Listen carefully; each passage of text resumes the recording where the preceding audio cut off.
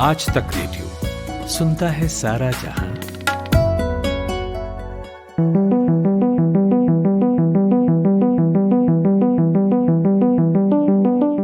उत्तर भारत और उत्तर पूर्व में जीत हासिल करने के बाद बीजेपी का फोकस अब दक्षिण पर है। तमिलनाडु पॉलिटिकल नजरिए से देखा जाए तो सबसे ज्यादा घटना प्रधान प्रदेश है। जयललिता और करुणानिधि की जंग का गवाह पूरा देश रहा, लेकिन अब जो है राजनीति के रंगमंच से ये दोनों किरदार विदा हो चुके हैं। पीछे रह गई है तो उनकी बनाई पार्टियां और उनकी राजनीतिक विरासत। एक तरफ डीएमके है, द्रविड़ मुनेत्र कड़गम, जो कभी कांग्रेस के खिलाफ बनी थी लेकिन अब उसके साथ गठबंधन में है। दूसरी तरफ है एआईएडीएमके, ऑल इंडिया अन्ना द्रविड़ मुनेत्र कड़गम, जो डीएमके से ही निकली थी और अब बीजेपी के साथ गठबंधन में है। फिलहाल तो स्थिति यह है कि राज्य में एआईएडीएमके की सरकार है। जयललिता की मौत के बाद एक आंतरिक संग्राम मचा था पार्टी में। इसके बाद सीएम बने पलानीस्वामी और डिप्टी सीएम बने पन्नीर सेल्वम। 234 विधानसभा सीटें हैं तमिलनाडु में। बता दूं कि एआईएडीएमके जो इस वक्त राज कर रही है उसके पास 125 सीट हैं, 125, और 89 डीएमके के पास हैं। कांग्रेस 9 पर है और बीजेपी राज्य में कहीं है ही नहीं, मतलब विधानसभा में तो नहीं है। एक बात और, 2016 में जब एआईएडीएमके ने सत्ता संभाली थी तब जयललिता जिंदा थी। चुनाव उनकी अगुवाई में लड़ा गया था, जीता गया था। इसके बाद उनका देहांत हो गया। 2019 में लोकसभा चुनाव हुए, उसके पहले करुणानिधि का भी देहांत हो गया। तो 2019 में जो लोकसभा चुनाव हुए उसमें 39 में से 38 सीटें करुणानिधि की पार्टी ने जीती थी, डीएमके ने। जाहिर है कुछ लोग कहते हैं कि उनकी मौत का प्रभाव था चुनाव पर, तो लोगों ने डीएमके को खुलकर सीटें दी। एक सीट मिली थी एआईएडीएमके को। मेरा नाम नितिन ठाकुर है, मेरे साथ डी सुरेश कुमार हैं, वरिष्ठ पत्रकार हैं, इस वक्त चेन्नई में हैं, साउथ इंडिया की पॉलिटिक्स के गहरे जानकार हैं। लेकिन आज तमिलनाडु की राजनीति पर बात करेंगे, क्योंकि अब जो विधानसभा चुनाव हैं वो तमिलनाडु में होने हैं और खास तौर पर बीजेपी की नजर तमिलनाडु पर है और देश की नजर बीजेपी की रणनीति पर है। अमित शाह लगातार तमिलनाडु को लेकर बयान दे रहे हैं। अभी अलागिरी को लेकर बात हो रही थी, जो कि करुणानिधि के बड़े बेटे हैं, पार्टी से निकाल दिए गए थे और कहा जा रहा था कि वो अमित शाह के साथ ज्वाइन कर सकते हैं, बेसिकली अपनी एक नई पार्टी बनाकर। और इसके बाद एक और खबर आई कि जो एआईएडीएमके के साथ बीजेपी का कोएलिशन है वो जारी रहने वाला है। उस पर कुछ संकट के बादल थे लेकिन अब वो हट गए हैं। तो यानी तस्वीर कुछ कुछ साफ हो चुकी है। एआईएडीएमके प्लस बीजेपी होंगे बनाम डीएमके प्लस कांग्रेस होंगे। तो सुरेश कुमार मेरे साथ हैं और वो इसीलिए हैं कि जो हम नहीं समझे, ये तो वो है जो हम समझे, जो हम नहीं समझे वो आज डी सुरेश कुमार बताएंगे। सबसे पहले तो मैं आपसे यही पूछूंगा सर कि जो सिनेरियो है किसी हद तक साफ हो चुका है, जो साफ नहीं हुआ है वो क्या है? अभी तो एक बात तो साफ है कि जो डीएमके का जो अलायंस है, जो गठबंधन है, कांग्रेस, लेफ्ट पार्टीज, एमडीएमके, छोटा सा दलित पार्टी विडुदलाई चिरुतगल कच्ची और 2-3 मुस्लिम पार्टी से आईयूएमएल से, तो इनका तो गठबंधन तो जो 2019 लोकसभा पोल्स के लिए किया हुआ था, तो वो अभी तक वो सही तरह रह चुका है, इंटैक्ट है। और अभी तो यही हम प्रेडिक्ट करते हैं कि ये अलायंस इंटैक्ट होगा 2021 के असेंबली इलेक्शंस के लिए। सिर्फ यदि सीट शेयरिंग में कुछ तकलीफ होती है तो तभी इस पे से थोड़ा सा प्रभाव आ सकता है, नहीं तो ये अलायंस इंटैक्ट है।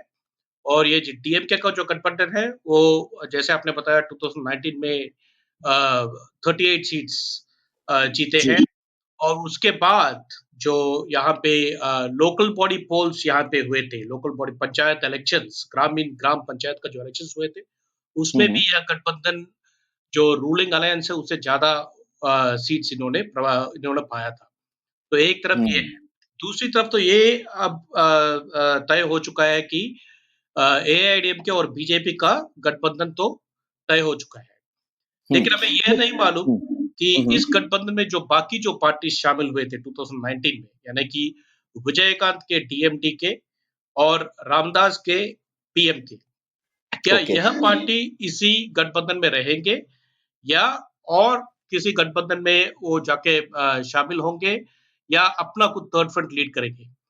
तो ये मैं इसलिए बोल रहा हूँ कि जो ये जो अलायंस का अनाउंसमेंट जो हुआ था 2 दिन पहले अमित शाह के प्रेजेंस में, तो उसमें से तो पीएम के डीएमडीके के रिप्रेजेंटेटिव्स भी थे, लेकिन 2 हम्म। दिन हो चुके अलायंस का अनाउंसमेंट आने के बाद इन यस। दोनों पार्टी के नेताओं ने अब तक कुछ नहीं बोला इसके बारे में। सिर्फ ओके। अमित शाह जो उस दिन वो ऑफिशियल इवेंट में मौजूद थे, उन्होंने बोला कि डीएमके कांग्रेस को हम उनको मुकाबला देंगे और राज्य सरकार को, जो एडप्पाडी पळनिसामी की राज्य सरकार है, उसको पूरा तरह हम अपना समर्थन देंगे। लेकिन बाकी जो गठबंधन में जो है पार्टीज, छोटे-छोटे पार्टीज, बहुत क्रूशियल ये पार्टीज का, क्योंकि ये एक ऐसा इलेक्शन है जिसमें 1% या 2% वोट भी कुछ प्रभाव हो सकता है फैसले में। हम्म। मैं तो इन्होंने एग्जैक्टली अब तक सुरेश जी, अ, मैं इसी पर आ रहा था और आपको टोकूंगा क्योंकि आप शायद अब वही बात को विस्तार देने वाले हैं। मैं यही पूछने वाला था सर कि बाकी भारत के लिए जो तमिलनाडु के चुनाव होते हैं वो जयललिता बनाम करुणानिधि रहा है, यानी डीएमके बनाम एआईएडीएमके। लेकिन आपकी बातचीत से ये उभर कर आ रहा है कि जो ये आप पार्टीज के नाम ले रहे हैं, 2-3 जो छोटी पार्टियां हैं, वो भी बहुत महत्वपूर्ण फैक्टर बन सकती हैं इस बार। आप ऐसा क्यों मान रहे हैं सर? क्या इसलिए क्योंकि अब ये जो 2 बड़े नेता हैं वो जा चुके हैं और अब उनके करिश्मे से तमिलनाडु मुक्त हो चुका है, तो अब खुलकर वोटिंग इधर-उधर भी हो सकती है? नहीं, मामला सिर्फ ये नहीं है कि अभी करुणानिधि और जयललिता नहीं रहे हमारे राजनीति में। हुँ, मामला हुँ। तो ये है कि ये जो छोटे-छोटे पार्टीज़ है, इनका अलग-अलग वोट प्रतिशत होता है, अपना वोट शेयर होता है 2% से 5% तक। जो दोनों डीएमके, एडीएमके के जो रिस्पेक्टिव अलायंसेस है, उसमें प्रभाव पड़ सकता है। एक उदाहरण देता हूँ आपको, 2016 में, यानी कि पिछला जब हमारे यहाँ पे असेंबली इलेक्शंस हुआ था, हुँ, तमिलनाडु हुँ। का इलेक्शंस, तो उसमें एडीएमके ने अकेले कंटेस्ट किया 234 सीट्स में। छोटे-मोटे अलायंस पार्टनर्स थे, लेकिन उन्होंने भी एडीएमके का जो 2 लीव्स सिंबल है, उसी में कंटेस्ट किया था। और डीएमके कांग्रेस का अलायंस था। डीएमके कांग्रेस और आईयूएमएल का एक अलायंस था। और तीसरा एक फोर्स यहाँ पे निकला, इंडियन यूनियन मुस्लिम लीग, राइट? और इसके अलावा यहाँ पे उस समय ऐसा था कि 4 कॉर्नर कॉन्टेस्ट हो गया।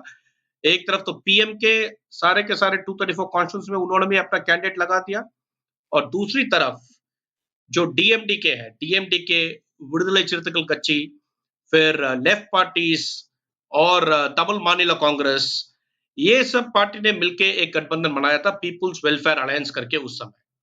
हुँ। तो इसका असर ये हुआ कि जो डीएमके और एडीएमके का बीच में जो वोट परसेंटेज डिफरेंस था, वो सिर्फ 1% था, सिर्फ 1%। अच्छा, और ओके। ज्यादा से कुछ ऐसे कॉन्स्टिट्यूंसी थे जहां पे जो मार्जिन ऑफ विक्ट्री बोलते हैं, वो 1000 वोट से कम था। जैसे आपने अभी बिहार में देखा, बिल्कुल हुँ, हुँ, उसी हुँ। तरह मार्जिन ऑफ ओके। वोट्स बहुत कम था।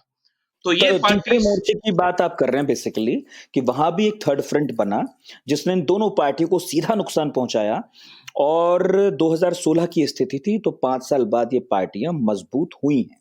पढ़नी। मतलब 5 साल के बाद ये जो पार्टियां हैं छोटी-छोटी, ये पहले से ज्यादा ताकतवर हुई होंगी। नहीं, यहाँ पे तो वो पहले से ज्यादा ताकतवर नहीं बने हैं। इनफैक्ट कम हुआ है इनका हुँ, वोट परसेंटेज। जैसे कि डीएमडीके आप देखेंगे विजयकांत का, तो पिछले ओके। बार जब लोकसभा पोल्स में एडीएम के अलायंस में शामिल हुआ था, फिर भी इनका वोट परसेंटेज आ गया 2% से थोड़ा ज्यादा बस। अच्छा। और लेकिन एक पीएमके है, उस जिसका वोट परसेंटेज ज्यादातर 5% रह चुका है। कुछ भी चुनाव में आप देखेंगे, 1996 से आप देखेंगे तो उनका 5% तो वोट परसेंटेज तो उनका ऑलमोस्ट स्टैंडर्ड रहा है इनको। तो ये जो है 5% ये क्रूशियल हो जाता है जब अलायंस नहीं, स्ट्रॉन्ग अलायंस नहीं बनता और अलग-अलग पार्टीज कंटेस्ट करते हैं, तो ये प्रभाव पड़ सकता है इनका। लेकिन इस बार अभी तो ऐसा है, ये जो छोटे-छोटे पार्टीज की बात मैं कर रहा था, ये हुँ, ईडीएम के अलायंस में शामिल हुए थे पिछले साल, राइट? पीएमके और डीएमडीके उसमें थे। और जो थर्ड फ्रंट जब बना था 2016, उसमें से जो पार्टनर्स थे, लेफ्ट पार्टीज, वीसीके, एमडीएमके, वो तो अभी डीएमके के गठबंधन में शामिल है। तो हुँ, थोड़ा बहुत तो रीअलाइनमेंट हो चुका है, थोड़ा बहुत तो रीअलाइनमेंट हो चुका है, लेकिन अभी आगे देखना है कि यदि ये पार्टी जो एडीएमके में है, यदि पीएमके ये गठबंधन से बाहर निकलता है, तो उसका प्रभाव कैसे पड़ेगा, जो 5% वोट परसेंटेज। और हुँ, यदि पीएमके अकेले खड़ा होता है, या वो अलायंस करते हैं, मान लीजिए एएमएम के अम्मा मक्कल मुन्नेट्र कळगम, जो कि हुँ, हुँ। एआईएडीएमके का एक स्प्लिंटर ग्रुप है, और इसका लीडर है टीटीवी दिनकरन, यानी कि शशिकला के नेव्यू, उनके यस, रिश्तेदार हैं दिनाकरन। ये। हुँ, हुँ, तो इन्होंने, एएमएमके ने पिछले 2019 पार्लियामेंट्री इलेक्शन में पिछले साल इन्होंने एसटीपीआई के साथ एक अलायंस रखा था, उनको एक ही सीट दिया था, लेकिन इनका जो वोट शेयर निकला वो 5% था। यानी कि इनका भी मजबूत था। अपने आप का वोट वो प्रभाव है, क्योंकि बिल्कुल 5% इनका है, ज्यादातर इनके जाति रीति से, यानी कि मुक्कड़तुर कम्युनिटी बोलते हैं, तो उनका वोट जो है वो दिनकरन को गया है 5%। जो ट्रेडिशनल एडीएम के वोटर्स है, ये लोग जो मुक्कड़तुर कम्युनिटी के ट्रेडिशनली एडीएम के वोटर्स है, लेकिन उन्होंने अपना सपोर्ट समर्थन दिया टीटीवी दिनकरन को। तो यदि जी। और कमल हासन का पार्टी भी है, कमल मक्कल हासन, बिल्कुल। कमल हासन ने पिछले साल के इलेक्शन में उनका हुआ था कुछ 3% से ज्यादा उनका वोट शेयर, लेकिन अर्बन कॉन्स्टिट्यूंसीज आप देखेंगे जहां के शहर के कॉन्स्टिट्यूंसीज है, उनमें उनको 10% से ज्यादा मिला है। तो यस, यदि कमल हासन एक अलायंस अपना लीड करते हैं, थर्ड फ्रंट लीड करते हैं, तो उसका भी प्रभाव पड़ेगा। पड़ेगा। जी हाँ। अभी जो तमिलनाडु के चुनाव है ज़्यादा चर्चा में पिछले दिनों इसलिए रहे क्योंकि ये बात आई कि अलागिरी एक नई पार्टी बना सकते हैं, अमित शाह के साथ जा सकते हैं, बीजेपी के साथ जा सकते हैं। अभी इस चीज़ को लेकर क्या स्थिति साफ हो सकी है? क्या होने वाला है? वैसे तो अभी कुछ खबर ऐसा नहीं कि अलगरी अपना पार्टी फ्लोट करेंगे। ये हुँ, बिल्कुल बीजेपी का एक रूमर था, जिसे जिसे उन्होंने सफलतापूर्वक उन्होंने सारे जगह फैला दिया कि अलगरी ओके। एक पार्टी लॉन्च करेंगे, अमित शाह से मीट करेंगे करके। लेकिन अलगरी अमित शाह से नहीं मिले। उनके एक सपोर्टर थे जो कि फॉर्मर एमपी है, पिछले वो पूर्ण एमपी रह चुके हैं, केपी रामलिंगम। उन्होंने बीजेपी में शामिल हुआ है। ये हुँ, पहली बार नहीं है कि अलगरी के सपोर्टर बीजेपी में शामिल हो रहे हैं। 2014 के बाद जब आप देखेंगे तो उस समय फॉर्मर यूनियन मिनिस्टर एक थे नेपोलियन करके, वो फिल्म स्टार भी है यहाँ के, तो वो भी अलगरी के सपोर्टर है, उन्होंने भी बीजेपी में शामिल हुआ, लेकिन उनका असर बीजेपी में ज्यादा नहीं है अभी, वो तो ज्यादातर देश से बाहर रहते हैं आजकल। ओके। तो नेपोलियन और केपी रामलिंगम अभी है इन पे, लेकिन अलगरी जहां तक हम जानते हैं, वो एक हार्डकोर डीएमके मैन है, यानी कि उनको अभी तक वो अपने धोती जो पहनते हैं वो डीएमके का रंग का धोती, जो काला और लाल बॉर्डर वाला धोती है, वही पहनते हैं अभी भी।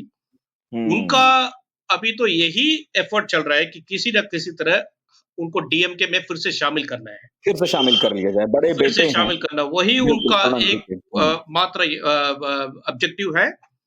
और उसके लिए वो ज्यादातर एफर्ट ले चुके हैं, लेकिन स्टालिन तो उनको वापस लेने में उनका इरादा नहीं है अभी तक। तो हुँ, अलगरी वैसे यदि मान लीजिए कि वो अपना एक पार्टी फ्लोट करते हैं, फिर जी। भी उसका कुछ असर नहीं पड़ेगा, क्योंकि जो कुछ भी अलगरी के वरिष्ठ सपोर्टर्स थे, जो उनका समर्थन दे रहे थे पहले, वो हुँ, सब हुँ, स्टालिन की ओर आ चुके हैं। उनके पास जो ओके। लोग हैं, वो क्योंकि सिर्फ उनका शायद जो हाँ सर, इन्फ्लुएंस है क्योंकि बहुत कम है। हाँ, क्योंकि अलागिरी वैसे भी कुछ वक़्त से निष्क्रिय चल रहे थे, उतने एक्टिव नहीं थे। तो फिर छोटे भाई जो स्टालिन अभी पार्टी चला रहे हैं बहुत सारे सपोर्टर्स अलागिरी के स्टालिन की तरफ आ गए। मगर मैं बात दूसरी तरफ की ये कर रहा हूँ कि बीजेपी को लेकर ये बहुत चर्चा है कि बीजेपी एक यात्रा निकाल रही है और इंटरेस्टिंग बात ये है कि एआईएडीएमके जो उनकी सहयोगी है, जो सरकार में है, वो उस यात्रा की अनुमति नहीं दे रही है, लेकिन बीजेपी निकाल रही है। आप इसके पीछे क्या देख रहे हैं? ये बहुत इंटरेस्टिंग है। ये देखिए, तमिलनाडु में आप देखेंगे तो बाकी राज्य के हिसाब से नहीं है, ये एक अलग राज्य है, द्रविडियन लैंड है, क्योंकि यहाँ पे आप देखेंगे तो सिर्फ एक आइडेंटिटी इंपॉर्टेंट है, तमिल आइडेंटिटी। यस। इसी तमिल आइडेंटिटी को सामने रख के यहाँ पे द्रविडियन पार्टीज ने बहुत सफलता से, इन्होंने नेशनल पार्टीज को यहाँ के पॉलिटिकल लैंडस्केप से ऑलमोस्ट निकाल दिया है। बिल्कुल। लेकिन अभी बीजेपी का प्रयास ये है कि ये तमिल आइडेंटिटी को डेमोलिश करें और एक नया आइडेंटिटी लेकर आए जो कि हिंदू तमिल्स है। तो ये एक हुँ, हिंदू तमिल आइडेंटिटी ले आना चाहते हैं यहाँ पे, क्योंकि तमिलनाडु में आप देखेंगे तो वो रैशनलिस्ट मूवमेंट इतना स्ट्रांग है, सोशल जस्टिस मूवमेंट इतना स्ट्रांग है, तो यहाँ पे तमिल आइडेंटिटी ही सबका कोर था। जो हुँ। जाति पूर्वक या जो आप यू नो रिलीजन के हिसाब से देखते हैं, वैसा कुछ आइडेंटिटी नहीं था। जो लेकिन मैं अब पेरियार के इन्होंने वक़्त से बीजेपी ने पेरियार के वक़्त से देखा और 40 साल पहले कांग्रेस को वहाँ से विदा कर दिया गया और उसके बाद कांग्रेस तो कभी आई नहीं, भाजपा को वहाँ भी कोई भाव नहीं मिला। तो सर लेकिन अभी जो भाजपा का इतना तेज़ी से चर्चा चल रही है वहाँ पर, उसके पीछे फिर क्या कारण है? केवल ये यात्रा कारण है या कोई नहीं, पॉलिटिकल ये समीकरण बन यात्रा रहा है? एक ये यात्रा एक मुख्य कारण है क्योंकि इन्होंने क्या किया है, ये हम्म, बीजेपी ने ये समझ चुका है कि यहाँ पे राम का नाम यहाँ पे नहीं चलेगा, तमिलनाडु में राम का ओके। नाम नहीं चलेगा। तो इसलिए इन्होंने क्या किया, यहाँ पे मुर्गा जो बोलते हैं लॉर्ड मुर्गा, उनका जी। नाम लिया है। ये लॉर्ड मुर्गा जो है तमिल गॉड करके समझा जाता है। यही हम्म, लॉर्ड मुर्गा है नॉर्थ इंडिया में लॉर्ड कार्तिकेय। जी हाँ, लॉर्ड शिव जी कार्तिकेय के जो कि बड़े गणेश बेटे, गणेश भगवान के बड़े के भाई। गणेश भगवान के भाई हैं। तो जी वो हाँ, यहाँ पे तमिलनाडु में मुरुगन करके बुलाया जाता था और इनको तमिल भगवान माना जाता है। हम्म, इनको तमिल भगवान माना जाता है। तो इसलिए इन्होंने ये किया कि इस बार ये ले लिया, ये रूप इसलिए लिया क्योंकि एक छोटा-सा एक ग्रुप है करके करुपर कूटम करके यानी कि ग्रुप काले काले लोगों का एक ग्रुप यहाँ पे था। तो ओके। उन्होंने यूट्यूब चैनल में कुछ 9 महीने पहले ये लॉर्ड मुर्गा का जो प्रेज़ करके जो पूजा किया जाता है, जैसे हनुमान चालीसा है वहाँ पे नॉर्थ इंडिया में, तो यहाँ पे जी, कंठ जी। षष्ठी कवचम करके एक है। अच्छा। तो उसके बारे में क्रिटिकली एक वीडियो डाला था, ये कुछ वीडियोज़ डाले थे, ये करुपर कूटम वाले ने। ये हम्म, किसी ने ज़्यादातर तो वाइडली ये तो नहीं पहुँचा था, लेकिन बीजेपी उसको ले लिया और उसमें से एक पॉलिटिकल गेम प्लान शुरू किया इन्होंने कि ये जो करुपर कूटम है, ये लोग इनको डीएमके का सपोर्ट है उन्होंने बताया और बोल रहे हैं कि डीएमके हिंदू विरुद्ध पार्टी है। तो ओके। इसलिए ये ले रहे हैं अभी वेट्री वेल यात्रा। वेल माने कि ये वो जो लॉर्ड मुर्गा है उसका एक स्पीयर होता है, तो वही है हम्म, वेल। तो इसको लेके सारे जगह जा रहे हैं ये पूजा करने के लिए। हाँ, लेकिन मतलब मैंने हर जो जगह पढ़ा ये था कि डीएमके को अटैक कर रहे हैं, जी, मैंने डीएमके को पढ़ा अटैक था कर कि रहे हैं। जी, 6 ऐसी जगह हैं, जहाँ पर ये यात्रा का पड़ाव होगा और ये यात्रा का समापन जो है, जो खत्म होगी यात्रा, वो 6 दिसंबर को खत्म होगी और 6 दिसंबर वही तारीख है जिस दिन बाबरी मस्जिद गिरी थी और उसकी 28th एनिवर्सरी है उस दिन, डिमोलिशन की। बिल्कुल, लेकिन अभी उन्होंने डेट बदल दिया है, अभी बोल रहे हैं कि दिसंबर 7 रखेंगे क्योंकि जब हाई कोर्ट गया मामला तो उन्होंने बोला कि आप ऐसे क्यों कर रहे हो? तब उन्होंने बीजेपी ने एक अंडरटेकिंग दिया कि हम दिसंबर 6 को नहीं यात्रा का संपन्न करेंगे, हम करेंगे इसको दिसंबर 7 को। लेकिन ओह! हर जगह हुँ, ये जा जा रहे हैं, ये लोग डीएमके का अटैक कर रहे हैं, डीएमके को हिंदू विरुद्ध पार्टी बोल रहे हैं और यहाँ पे परमिशन नहीं है, ये जो एडीएमके गवर्नमेंट ने परमिशन नहीं दिया, लेकिन क्या हो रहा है, ये यात्रा बीच में नहीं रोका जा रहा है। हुँ, यात्रा पे ये लोग यात्रा पे जाते हैं, वहाँ पे अपना भाषण देते हैं, सब कुछ कर देते हैं, उसके बाद इनका कैद होता है और शाम को छोड़ देते हैं। उदाहरण के लिए अच्छा, कल कल कोयंबटूर में 6,000 लोग आए थे और पुलिस जी, का कहना है कि हमने 6,000 लोगों को गिरफ्तार किया, लेकिन पत्रकारों को ये नहीं मालूम कि ये 6,000 लोग को इन्होंने लेके कहाँ पे रखा था। सिर्फ अच्छा, थोड़े से केवल लीडर्स थे उनको इन्होंने कैद कहने की किया बात और है। बाद में छोड़ दे रहे हैं। तो ऐसे ही हुँ, करेंगे अभी तो इनका गठबंधन भी बन गया है। तो मामला हुँ, ऐसे चलेगा कि हर जगह ये जाएँगे, अपना भाषण देंगे, जो कुछ भी अपना पूजा-वूजा करना है सब करेंगे और अपना जो आइडियोलॉजी है उसको स्प्रेड करेंगे। बाद में कैद हुँ। होंगे और बाद में उनको छोड़ दिया जाएगा। हाँ, मतलब बेसिकली आप ये कह रहे हैं कि यात्रा जैसी यात्रा नहीं है, जैसी कि कभी हमने आडवाणी की रथ यात्रा देखी थी कि एक रथ चला और उसके साथ लोग ट्रैवल कर रहे हैं, बल्कि ये केवल ऐसा हो रहा है कि जिन जगहों पर मुख्य-मुख्य यात्रा जानी थी, वहाँ पर गैदरिंग होती है, थोड़े बहुत लोगों की भाषण होता है, खत्म हो जाता है, लोग लौट आते हैं। ऐसा कुछ हो रहा है। बिल्कुल, जी, बिल्कुल, लेकिन अच्छा इसका असर ये होता हुँ, है जब ये अखबार में आता है, अखबार में हुँ, आता हुँ। है, मीडिया में आता है तो चर्चा तो होता है। माहौल बनता है। तो एग्ज़ैक्टली वो रीच पॉलिटिकल माहौल बन रहा है। हाँ, तो पॉलिटिकल माहौल बन जाता है और उनका रीच काफ़ी ज़्यादा हो जाता है।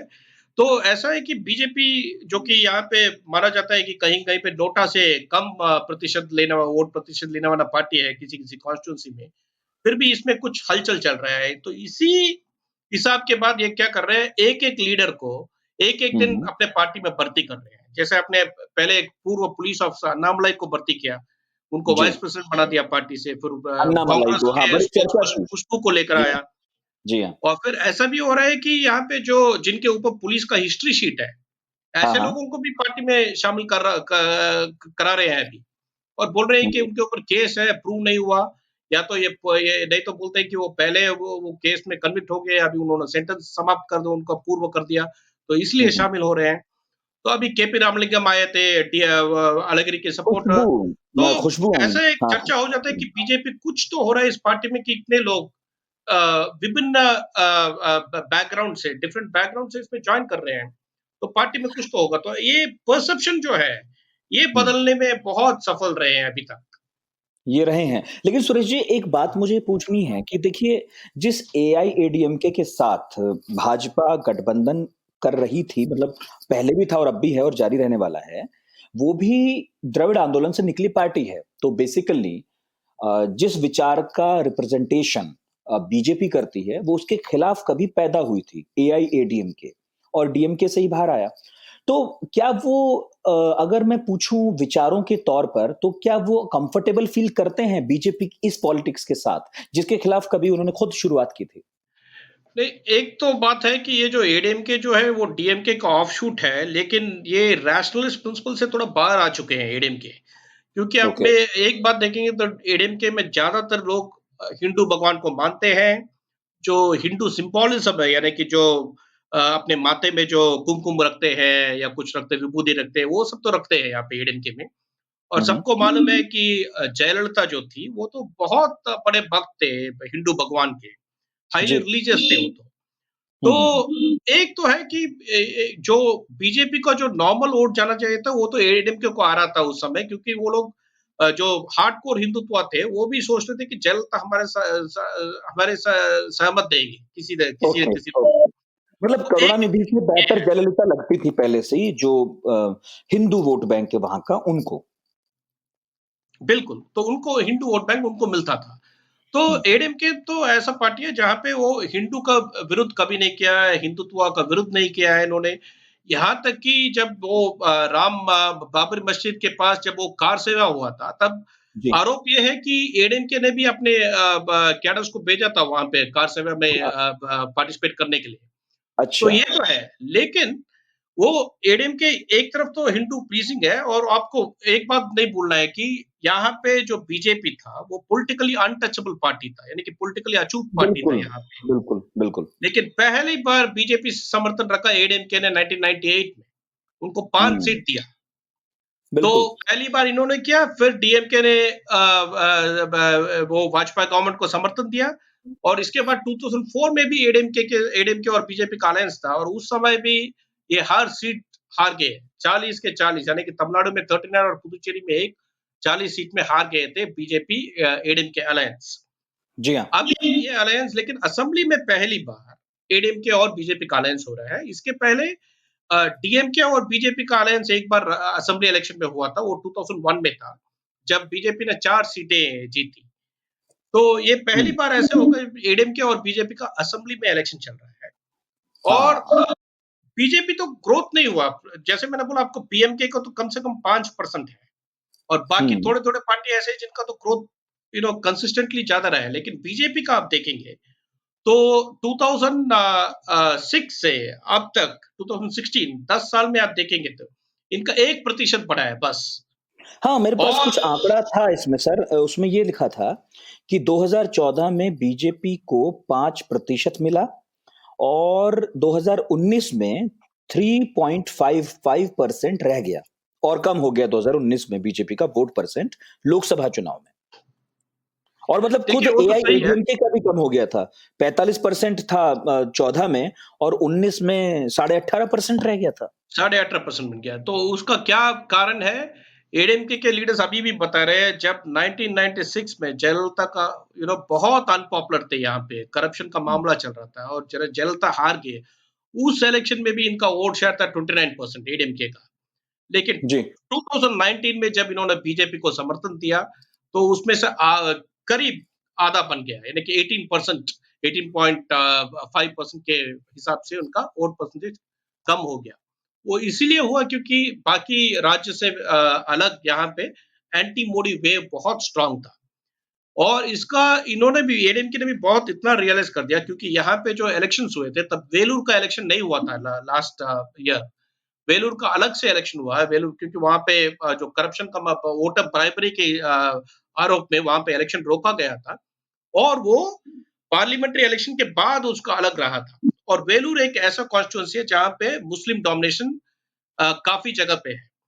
तो हम्म। उस समय एडीएमके ने क्या किया, बीजेपी को कैंपेन में कहीं भी लेके गए, जी। और उस इलेक्शन में डीएमके के कैंडिडेट जीते थे, लेकिन जो विक्ट्री मार्जिन था वो सिर्फ 8,000 से ज्यादा था।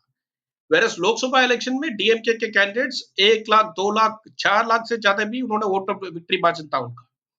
जी तो ये कम कर दिया। तो एडीएमके का तो ऐसा है कि ऑल्दो प्रो हिंदू है, इनका एक माइनॉरिटी सपोर्ट तो था, इनका दलित का हम्म सपोर्ट था। अब इनको डर है कि वो शायद चले जाएगा, वो शायद शायद चले चला जाएगा। तो इसीलिए अलायंस का विरोध कर रहे थे पार्टी में भी, जो इंटरनल डिसीजन है, तब बोल रहे थे कि हम बीजेपी को छोड़ देते हैं।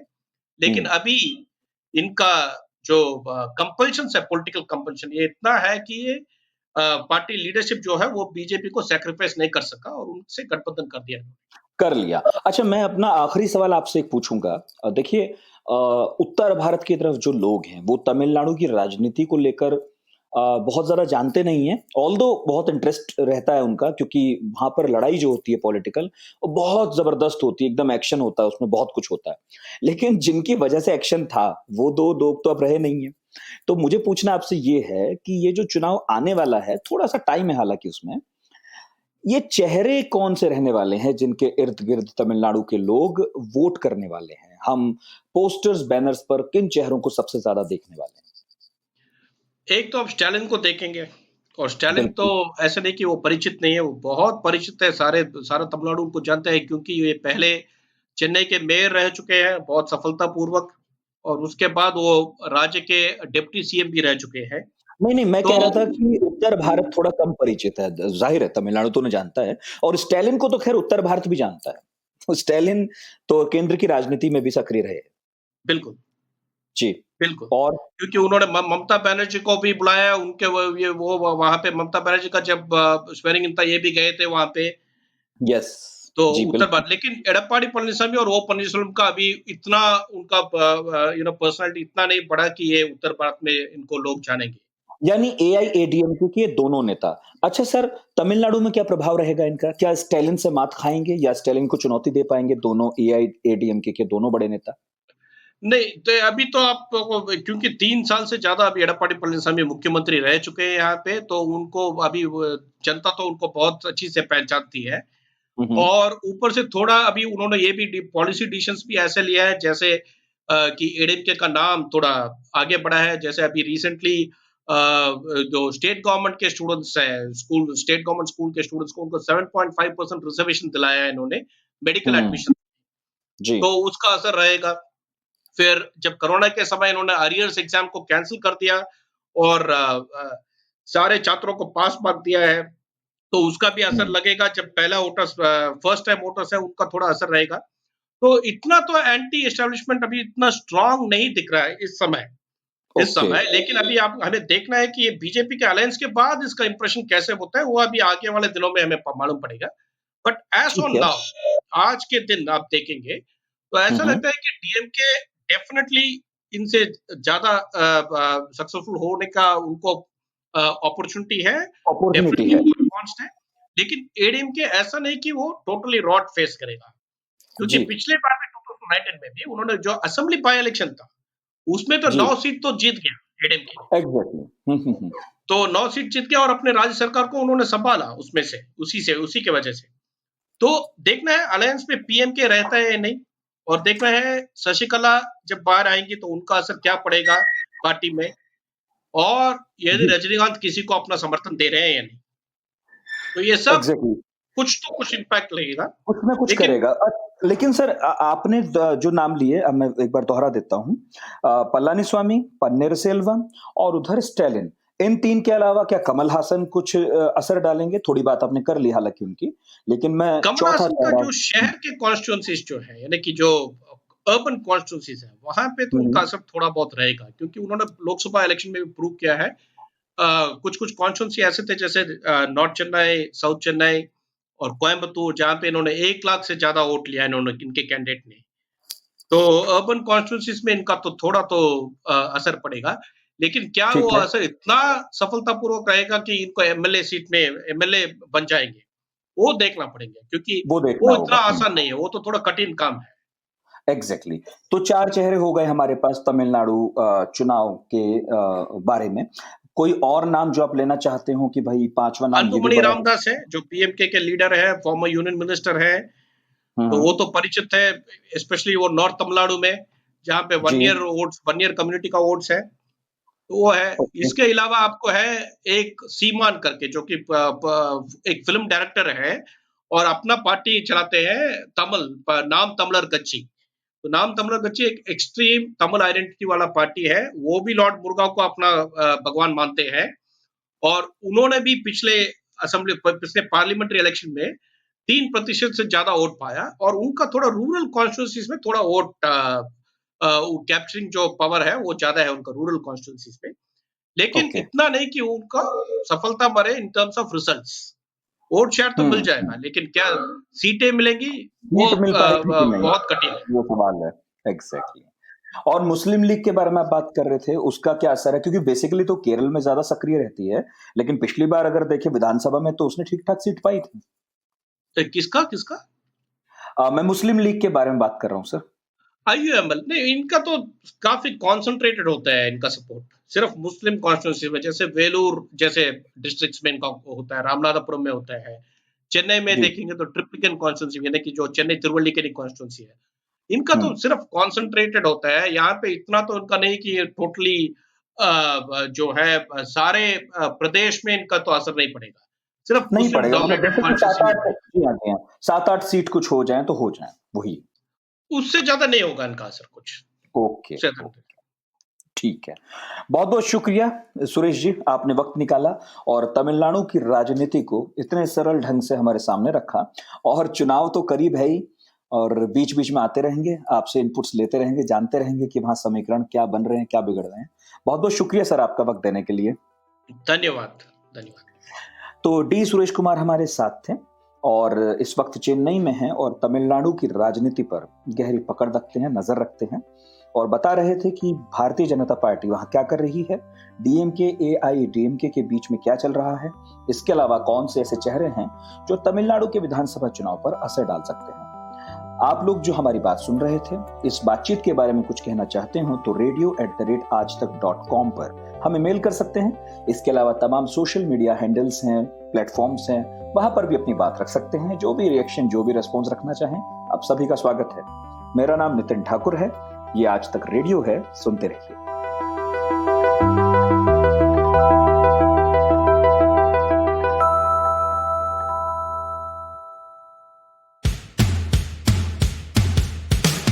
आज तक रेडियो aajtak.in/radio ये हमारा पता है, लेकिन हम आपके पसंदीदा ऑडियो प्लेटफॉर्म्स पर भी हैं। Google podcast, Apple podcast, Spotify, Jio Saavn जैसे ठिकानों पर भी आप हमें सुन सकते हैं। और अगर YouTube आपकी पसंदीदा जगह है तो वहां पर भी हमें सब्सक्राइब कीजिए। आज तक रेडियो, सुनता है सारा जहां।